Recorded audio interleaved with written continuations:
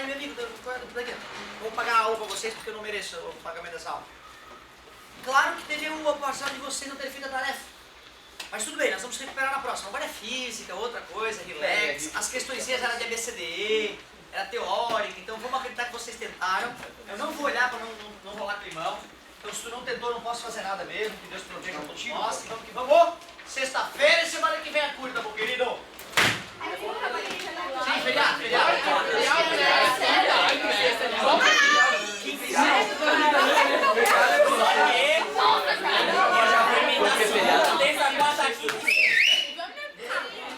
É bom trabalhar, mas também é bom curtir, meu querido.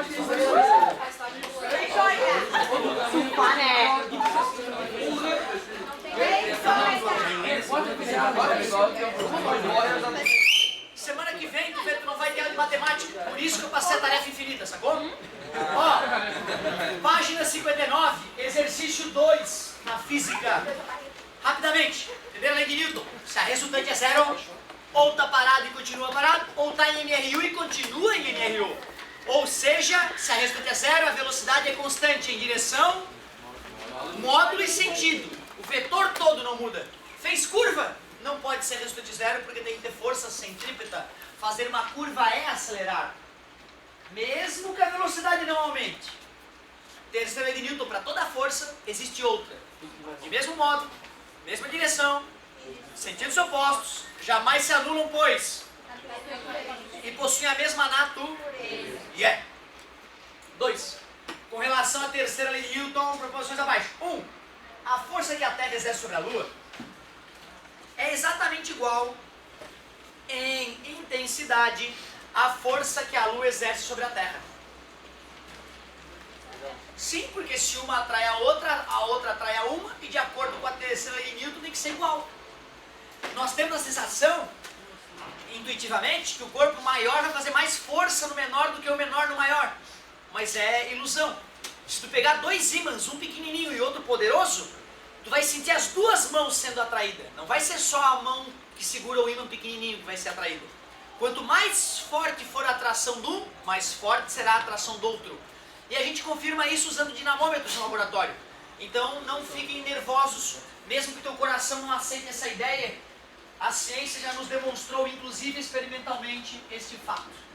Verdade. Se um ímã atrai um prego, o prego atrai o ímã com uma mesma força, de mesma intensidade e direção, mas com sentido contrário. Mesma intensidade, que é o módulo, mesma direção, que é a linha, e sentidos opostos. É o que diz a terceira lei de Newton. Verdadeiro.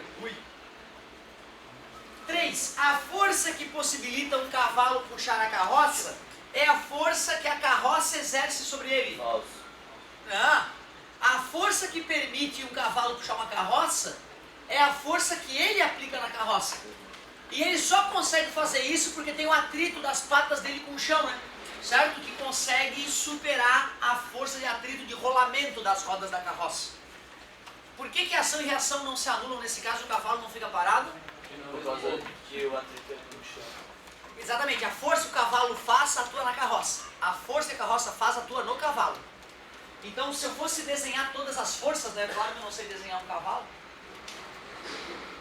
Cavalo de pau.